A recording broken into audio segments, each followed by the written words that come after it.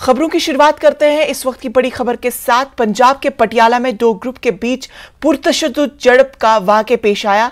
झड़प के दौरान लहराई गई तलवारें।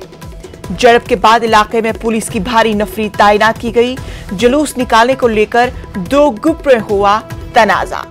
तो ये खबर आपको पंजाब के पटियाला के ताल्लुक से बताई जा रही, जहां पंजाब के पटियाला में दो ग्रुपों के बीच पुरतशद्दुद झड़पें हुई। झड़प के दौरान तलवारें लहराई गई। झड़प के बाद इलाके में पुलिस की भारी नफरी तैनात की गई। जुलूस निकालने को लेकर दो ग्रुपों के बीच में तनाजा हुआ। तो ये खबर आपको पंजाब के पटियाला से बताई जा रही है, जहां पर दो ग्रुपों के दरमियान झड़प हुई। झड़प के दौरान तलवारें लहराई गई। इसके बाद इलाके में पुलिस की भारी नफरी तैनात की गई। दरअसल जुलूस निकालने को लेकर यह झड़प पेश आया।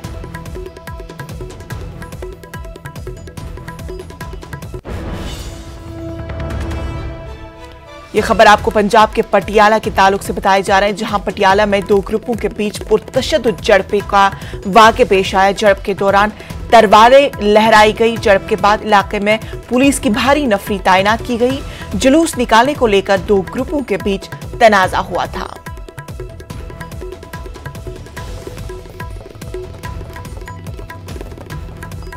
पंजाब के पटियाला से यह खबर, दो ग्रुपों के बीच पुरतशद्दुद के वाक़यात। झड़प के दौरान तलवारें लहराई गई, जिसके बाद पुलिस की भारी नफरी तैनात की गई।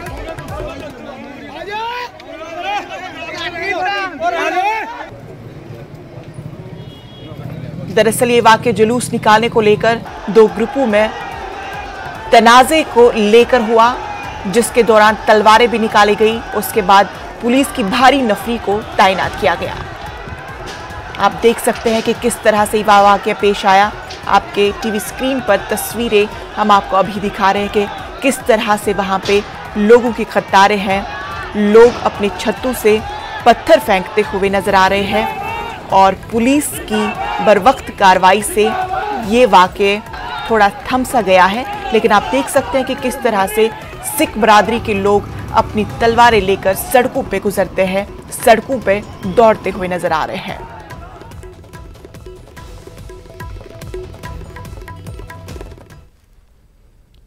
रमजान मुबारक का आखिरी अशरा चल रहा है और आज माह मुक़द्दस का आखिरी जुमा यानी जुमतुल विदा है। मुल्क भर की मस्जिदों में जुमतुल विदा की नमाज अदा की गई। बच्चों, नौजवानों और बुजुर्गों से मस्जिदों में मेहमान थी। मुल्क व सारे आलम में अमन अमान और खुशहाली की दुआएं की गई। दिल्ली, आंध्र प्रदेश, तेलंगाना, जम्मू कश्मीर, उत्तर प्रदेश, मध्य प्रदेश, राजस्थान, बिहार, बंगाल, झारखंड, महाराष्ट्र, कर्नाटक समेत दीगर रियासतों में सिक्योरिटी में इजाफा किया गया। उत्तर प्रदेश में हसास इलाकों में सिक्योरिटी के इजाफी बंदोबस्त किए गए हैं।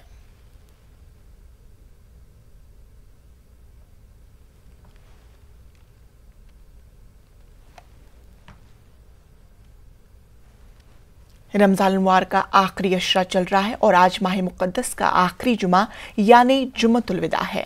मुल्क भर की मस्जिदों में जुमतुल विदा की नमाज अदा की गई। बच्चों, नौजवानों और बुजुर्गों से मस्जिदें भरी हुई थी।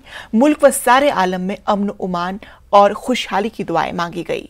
दिल्ली, आंध्र प्रदेश, तेलंगाना, जम्मू कश्मीर, उत्तर प्रदेश, मध्य प्रदेश, राजस्थान, बिहार, बंगाल, झारखंड, महाराष्ट्र, कर्नाटक समेत दीगर रियासतों में सिक्योरिटी के पुख्ता बंदोबस्त किए गए हैं।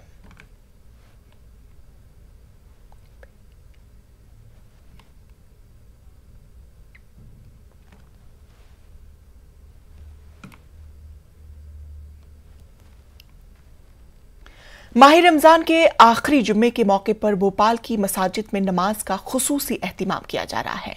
मसाजिद के शहर भोपाल की 110 मसाजिद में नमाज जुमा का एहतिमाम हो रहा है। नमाज जुमा के मौके पर मसाजिद में उम्मत मुस्लिमा से कुरान की तालीमात पर अमल करने और अल्लाह की रस्सी को मजबूती से पकड़ने की तलकीन की जा रही है।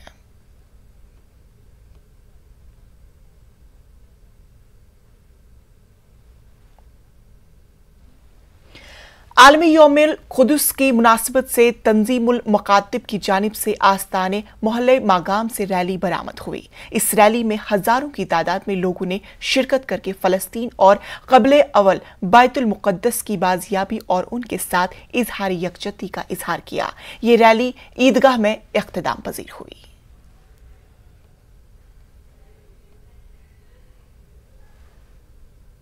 फलस्तीन का मसला जब तक हल नहीं होगा तब तक दुनिया के कोई भी मसला हल होने वाला नहीं है। जब इस्राइल फलस्तीन का मसला हल हो जाएगा, आप देखिए दुनिया में अमन ही अमन होगा।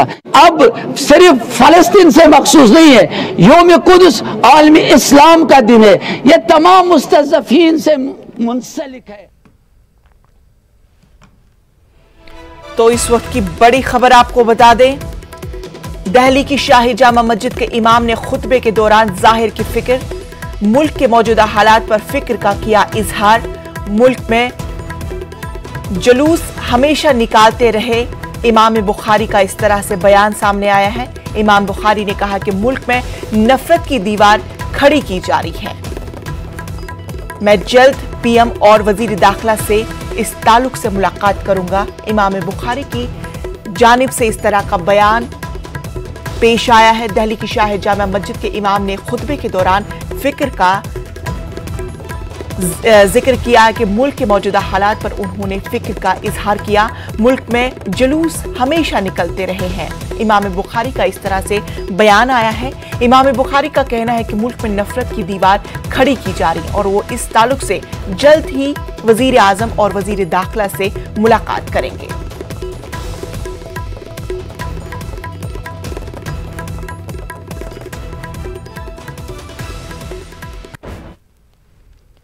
भदरवा में वाक़ तारीखी मरकजी जामा मस्जिद में रिवायती खैराती अफ्तार दोबारा शुरू किया गया है। कोविड-19 वबाही अमराज की वजह से इस तकरीब को 2 साल तक मनसूख रखा गया था। जामा मस्जिद में पहले रमजान से ही औसतन 300 रोजेदार रोजाना अफ्तार करते हैं। रोजेदार 2 से ज्यादा तादाद गैर इलाकी तलबा और मजदूरों की होती थी। हर रोज मरकजी जामा मस्जिद के बागीचे एक फूड बैंक में तब्दील हो जाते हैं। अतिया दहंदगान की मदद से अफ्तार और सहरी का एहतिमाम किया जाता है। इस साल माजी की तमाम पाबंदियों को हटाने के हुकूमत के फैसले के साथ ही जामा मस्जिद में फूड ड्राइवर्स एक बार फिर जोरों शोरों से लौट आ रही है। एक्साइटमेंट है कि 2 साल बाद 2 साल के बाद जो 2 साल एक गैप रहा, उसके बाद कोई भी अच्छी चीज स्टार्ट करना एक हमारे लिए एक फख्र की बात है और हम शुक्रगुजार हैं भदरवाइयों का जो different corner of the world से हमें पैसा देते हैं और इस सिस्टम को यहाँ पे चला रहे हैं। तो आप देख सकते हैं यहाँ अभी कुछ देर के बाद आप देखेंगे कि यहाँ पे 300 से ज्यादा लोग यहाँ पे दस्तरखान पे बैठते हैं और बिल्कुल पुरअमन बिल्कुल डिसिप्लिन के साथ यहाँ पे इफ्तारी करते हैं। जो 2009 से सिस्टम चल रहा है और अभी भी यहाँ पे वो सिस्टम जारी। इतनी एक्साइटमेंट है इसमें कि हम कहेंगे कि पूरा भदरवा हम शौक से शाम को देखना चाहते हैं कि आज क्या प्रोग्राम हुआ, कितने लोग थे, कैसी दुआ हुई। यहाँ पे बहुत बढ़िया प्रोग्राम है, बढ़िया फीलिंग है हम भदरवाइयों के लिए कि हम इसको चला रहे हैं। बहुत अच्छा माहौल है स्टूडेंट के लिए, खास करके यहाँ पर हमें रूम पे बहुत दिक्कत आती है। लाइट का बहुत बड़ा इशू है, आज लाइट नहीं होती है तो हमें बहुत यहाँ फायदा मिल रहा है। जो भी स्टूडेंट ज्यादा यहाँ स्टूडेंट है और भलेसा के ज्यादा हैं, तो ऊपर से पेपर भी लगे हैं तो काफी फायदा मिला हमें यहाँ पर। यौमुल कुद्स की मुनासिबत से जम्मू कश्मीर शिया एसोसिएशन के बैनर तले नूर-अली पटन से रैली मुनाकिद हुई। उलमा के साथ साथ मुख्तलिफ इलाकों से हजारों की तादाद में लोगों ने शिरकत की। लोगों ने फलस्तीनी अवाम के साथ इजहारी यकजहती करते हुए क़ब्ले अवल बैतुल मुक़द्दस की बाजियाबी की मांग की। ये रैली मागाम बाजार से होते हुए government higher secondary school Magam में इख्तिताम पजीर हुई। उलमा ने यौमुल कुद्स और जुमअतुल विदा पर रोशनी डाली। दीन हुक्म देता है, पैगंबर की सीरत है कि जहाँ भी किसी भी मसलक, किसी भी मजहब, किसी भी फ़िरक़े, किसी भी जगह से, किसी भी मिल्लत से, किसी भी कौम, मकान, ज़मान से वाबस्ता हो, उसके लिए हम लोग जब भी उसके ऊपर जुल्म होगा हमारी हिमायत की ज़रूरत होगी। हम भरपूर तादाद में हौसले के साथ, जोश के साथ, जज्बे के साथ, शुजाअत और बहादुरी के साथ इसी तरह से निकलते रहेंगे और हमेशा मज़लूम का साथ देते रहेंगे। नवनीत राणा और रवि राणा की जमानत की अर्जी पर मुंबई पुलिस ने सेशन अदालत में अपनी रिपोर्ट दाखिल कर दी है। पुलिस ने इन दोनों की जमानत की मुखालिफत की। 18 सफ़ात पर मुश्तमिल जवाब में पुलिस ने कहा है कि दोनों के खिलाफ कई मामले दर्ज है। उन पर 124A की दफा लगाई गई है, इसीलिए उन्हें जमानत नहीं मिलनी चाहिए। इस मामले पर अदालत का कल समाअत करेगी।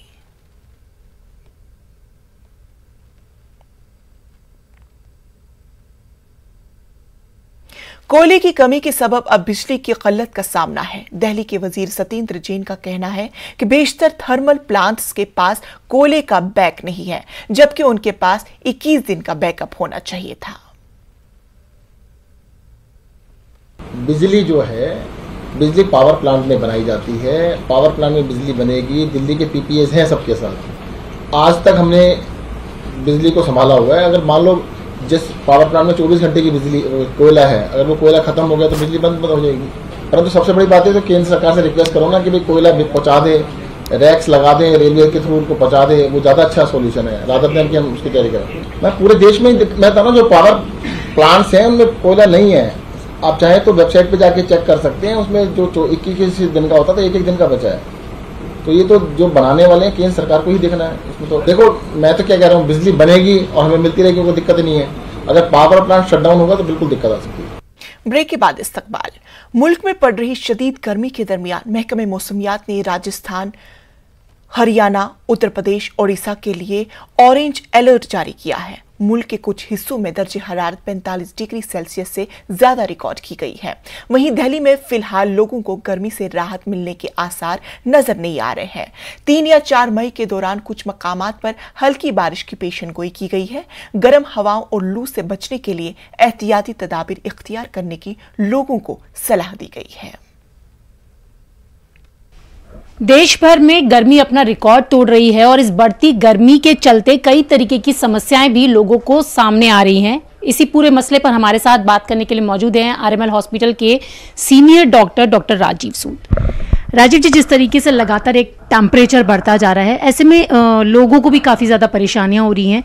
तो सर, क्या करना चाहिए कि इस हीट वेव के दौरान इससे बचा भी जा सके और सुरक्षित भी रहा जा सके? देखिए, हीट वेव जो है वो आती तो हर साल है और वो समय आती है, ये भी इम्पोर्टेंट है। हीट वेव आपको मालूम है कि सडनली अगर 4-5-6 डिग्री टेम्परेचर बढ़ जाए, या एक स्पेल जो है वो 40 और 45 के बीच में रह जाए, या कोई ऐसा दिन हो जहाँ पे 45 और 47 के बीच में या उससे ज़्यादा टेम्परेचर रहे, तो इन सब सिचुएशंस को हीट वेव बोलते हैं। इस साल हीट वेव थोड़ी जल्दी आ गई, क्योंकि जो ये क्राइटेरिया है 5 से 6 डिग्री बढ़ने का, ये तो मार्च में ही आ गया था, 11-12 मार्च को। अभी ऐसी सिचुएशन नहीं है, क्योंकि ये जो चौथी वेव है ये अभी ज़्यादा लंबी चलने वाली नहीं है, और इसके बाद 5वीं वेव का अभी कोई ऐसा नियर फ्यूचर में इंडिकेशंस नहीं आ रही हैं। तो बच्चों के स्कूल खुलना एक बात है, इसमें स्ट्रोक होता है, हीट स्ट्रोक हो सकता है। इसके अंदर जिसको लू लगना बोलते हैं, जब ये गर्म हवाएं चलती हैं, डिहाइड्रेशन हो जाता है, पानी की कमी या इलेक्ट्रोलाइट्स की कमी एक बहुत ही डेंजरस सिचुएशन को पैदा करती है, और इसीलिए ORS अपने पास रखना चाहिए। हर घर में होना चाहिए। शिकंजवी जो बनती है जिसके अंदर नींबू और उसके साथ सॉल्ट्स और जो देते हैं, फ्रेश फ्रूट्स हैं, ये भी बचाते हैं हमारी बॉडी का बैलेंस ख़राब ना हो जाए। और इसमें एक पर्टिकुलर अगर स्ट्रोक हो, हीट स्ट्रोक, तो टेम्परेचर इतनी बढ़ जाती है जो नॉर्मल दवाइयों से, पैरासीटामोल या उससे वो नीचे नहीं आती। उसमें आपको कोल्ड स्पंजेस हैं, आपको कई बार IV कुछ मेडिसिन्स भी देनी पड़ती हैं। इलेक्ट्रोलाइट्स और फ्लूइड इम्बैलेंस बॉडी में बहुत ज़रूरी है, और कई बार इसमें लूज स्टूल्स और वॉमिटिंग भी हो जाती है, तो वो फर्दर इसको और ख़राब कर देती है सिचुएशन को।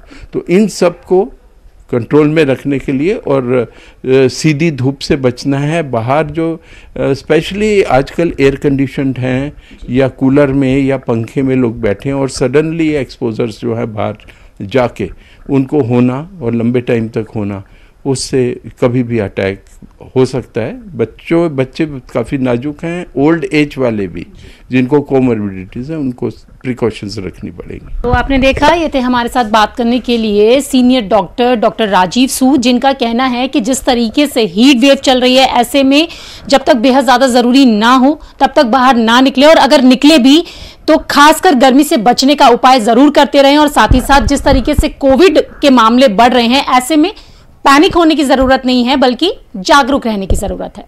कैमरा पर्सन मुनमुन के साथ रचना, न्यूज़ 18 दिल्ली।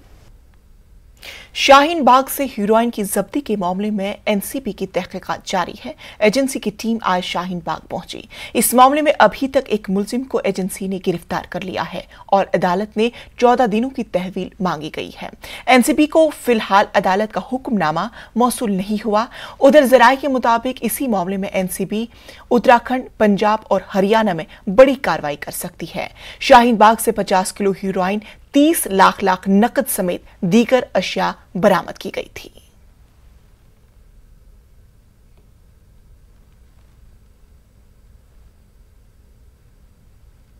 समीकान इंडिया कॉन्फ्रेंस से वजीर आजम नरेंद्र मोदी ने वीडियो कॉन्फ्रेंसिंग के जरिए जराये से खिताब किया है।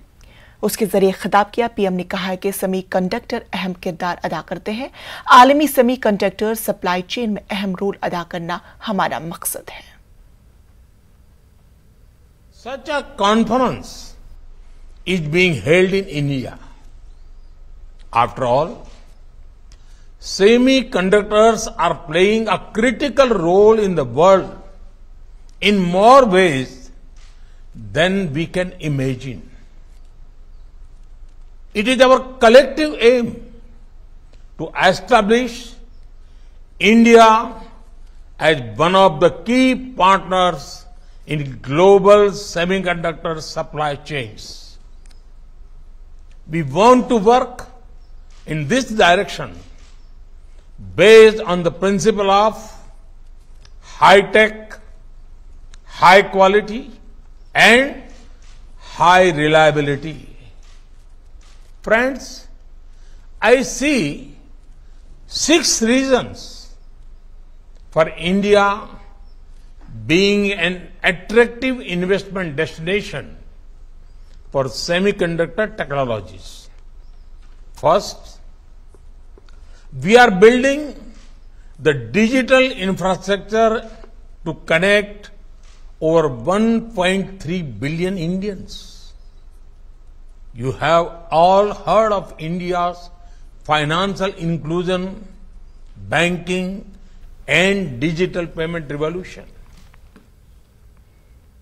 बंगलुरु में वकीलों के लिए खुसूसी अफ्तार पार्टी का इनेकाद अमल में आया। एडवोकेट मुजफ्फर अहमद और उनके साथियों ने अफ्तार के दस्तरखान पर वकीलों को मदऊ किया था।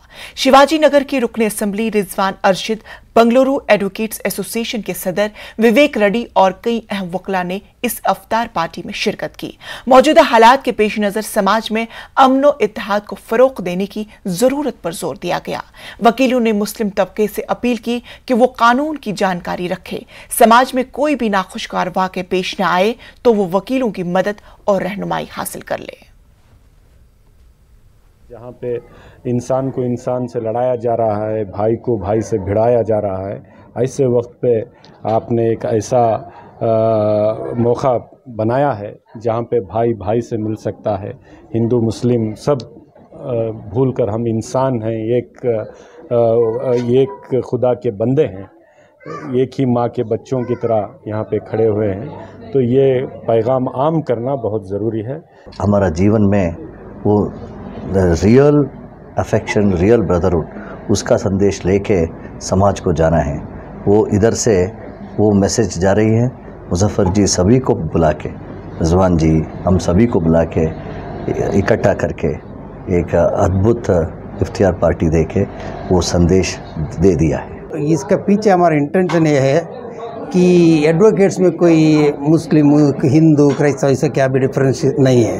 हम सब एक है, क्योंकि हम सब दिन का ज़्यादा वक्त जो है हम लोग कोर्ट में गुजारते हैं, सुबह से शाम तक कोर्ट में रहते हैं। तो उस वक्त हम सब काले कोट वाले सब एक ही है, कोई हमारे बीच में कोई डिस्क्रिमिनेशन या फ़र्क नहीं रहता है। सो हमारा ऑफिस में भी सबको बुला के हम ये दिखाना चाहते हैं हमारे क्लाइंट्स को कि हमारे बीच में जो भाईचारा है, एक हमारे क्लाइंट्स के बीच में भी रहना, पूरी कर्नाटक में रहना ये भाईचारा। सारे एडवोकेट्स, मैं आपके ज़रिए से पूरी मुस्लिम उम्मत से रिक्वेस्ट करता हूँ, अल्लाह के लिए केजी हड़ली हुबली जैसे हादसे करके 300 400 आदमी चुप जाके जेल में क्यों बंद हो रहे समझ में नहीं आ रहा है। कौम मिलत एडवोकेट्स की सर्विस लेना चाहिए। जहाँ भी आपकी तकलीफ़ है कानून में जाइए, क्यों जहालत में जा रहे हैं। खालू जाहिल सलामा, कुरान खुद कहा जहालत को सलाम करो, जाहिल को जो है कभी जाहिल से मत भिड़ो। तो ये क्यों जहालत में जाके कौम अपने आप को जो है जेलों के अंदर बंद कर रही है, मुझे समझ में नहीं आया। आपके माध्यम से मैं रिक्वेस्ट करता हूँ कौम को, ये कौम जो है वकीलों का सहारा लीजिए। कौम में लीगल नूरेन लीगल जैसे ऐसे काफ़ी एडवोकेट्स हैं जो आपकी खिदमत के लिए तैयार है। खबरों में फिलहाल इतना ही, मुझे दीजिए इजाजत, लेकिन आप देखिए क्रिप्टो की समझ।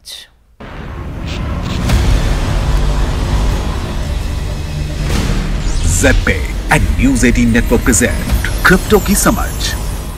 Hello and welcome to ZPay and news 18 network present crypto की समझ के इस एपिसोड में आप सबका स्वागत है। आइए आपको बताते हैं क्रिप्टो जगत से जुड़ी कुछ खास खबरें। IMF चीफ ने क्रिप्टो करेंसी को लेकर भारत के दृष्टिकोण की सराहना की। IMF managing director Kristalina Georgieva ने पिछले दिनों IMF प्रेस कॉन्फ्रेंस में क्रिप्टो करेंसी के लिए भारत सरकार के दृष्टिकोण की सराहना की। ग्लोबल इकोनॉमिक सिचुएशन में सुधार लाने में भारत क्या भूमिका निभा सकता है, इस बारे में किए एक सवाल के जवाब में IMF प्रमुख ने कहा कि भारत पहले से ही एक बहुत ही इंपॉर्टेंट इंटरनेशनल रोल प्ले कर रहा है और ये एक ऐसा देश है जो डिजिटल करेंसीज के फ्रंट लाइन में है। खासतौर पर सेंट्रल बैंक डिजिटल करेंसी जैसे भारतीय लोगों को व्यवसायियों के लिए क्रिप्टो एसेट्स में जोखिम को कम करता है, ये सराहनीय है। IMF बॉस ने भारतीय वित्त मंत्री निर्मला सीतारमण से मुलाकात की और क्रिप्टो रेगुलेशन जैसे विषयों पर उनसे चर्चा की। भारतीय वित्त मंत्री ने पिछले हफ्ते IMF की बैठक में क्रिप्टो करेंसी की जोखिमों के बारे में चिंता व्यक्त की। उन्होंने कहा कि उन्हें लगता है कि सभी देशों के लिए सबसे बड़ा जोखिम मनी लॉन्ड्रिंग और आतंकवाद को फाइनेंस करने में इस्तेमाल होने वाली करेंसी को लेकर है। उन्होंने आगे कहा कि इस सिचुएशन को हैंडल करना किसी एक देश के बस की बात नहीं है, इसलिए सभी देशों को इसके लिए साथ में मिलकर काम करना होगा। बाइनेंस ने रशियन इंटेलिजेंस एजेंसी को क्लाइंट इंफॉर्मेशन किया है। रिपोर्ट रॉयटर्स की एक रिपोर्ट से पता चलता है कि दुनिया का सबसे बड़ा क्रिप्टो एक्सचेंज बाइनेंस ने Russian finance intelligence organisation ROSF से अपने क्लाइंट्स के नाम और पते सहित उनके डेटा शेयर किया है। रॉयटर्स ने आरोप लगाया है कि ये कदम सबसे बड़े क्रिप्टो एक्सचेंज प्लेटफॉर्म ने रूस के साथ अपने व्यापारिक संबंधों को मजबूत करने के लिए किया गया है। रिपोर्ट में विस्तार से बताया गया है कि ईस्टर्न यूरोप और रसिया के बाइनेंस हेड ग्लेब कोस्टार्वे ने क्लाइंट डेटा साझा करने के लिए रोस्विन के अनुरोध पर सहमति व्यक्त करते हुए कहा है कि उनके पास इस स्थिति में कुछ और करने का कोई ऑप्शन नहीं है। मामले से वाकिफ एक व्यक्ति ने रॉयटर्स को बताया कि रोस्विन जेल में बंद रूसी विपक्षी नेता एलेक्सी नावाल्नी द्वारा जुटाए गए लाखों डॉलर के बिटकॉइन को ट्रैक करना चाहता है। नावाल्नी के हिसाब से इन डोनेशंस का इस्तेमाल राष्ट्रपति व्लादिमीर पुतिन की सरकार में करप्शन को उजागर करने के लिए किया गया था। अब रोस्विन नावाल्नी के नेटवर्क की जांच कर रहा है। कोस्टारेव ने इस रिपोर्ट पर कमेंट करने से इनकार कर दिया है। हालांकि बाइनेंस ने कहा है कि नावाल्नी के संबंध में रूसी अधिकारियों ने कभी भी कांटेक्ट नहीं किया। IIT दिल्ली फेस्ट में बाइनेंस की साझेदारी। IIT दिल्ली ने अपनी 3-डे कल्चरल फेस्ट रेंडोजिवस के दौरान NFT टिकट और प्रूफ ऑफ अटेंडेंस प्रोटोकॉल के लिए exchange and blockchain platform Binance के साथ भागीदारी की। बाइनेंस 30 मिलियन के एस्टिमेटेड यूजर बेस के साथ लीडिंग क्रिप्टो एक्सचेंज प्लेटफॉर्म है। कंपनी इंस्टीट्यूट्स और स्टूडेंट्स के साथ सक्रिय रूप से जुड़ी हुई है। जैसे पिछले ही महीने बाइनेंस ने ब्लॉकचेन तकनीक का उपयोग करके समस्याओं को हल करने के उद्देश्य से भारत में स्टूडेंट्स के लिए अच्छे आइडिएशन के लिए एक ब्लॉकचेन लॉन्च किया। बाइनेंस ने कहा कि रेंडोजिवस के लिए IIT दिल्ली के साथ साझेदारी करके वे बेहद उत्साहित हैं। ये एक ऐसा प्लेटफॉर्म है जहां देश भर के सबसे टैलेंटेड टेक स्टूडेंट्स इकट्ठा होते हैं। हम इस बात से खुश हैं कि हमारे इंफ्रास्ट्रक्चर और प्लेटफॉर्म का इस्तेमाल कर स्टूडेंट्स को इंस्पायर और एडुकेट कर पा रहे हैं और Web3, ब्लॉकचेन और क्रिप्टो के बारे में लोगों को जागरूक भी कर पा रहे हैं। बता दें कि NFT टिकट्स कॉन्सर्ट नाइट्स के लिए इशू की गई है।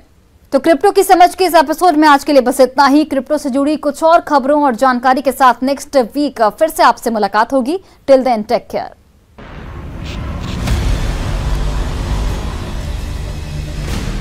ZPay and News 18 network present crypto की समझ।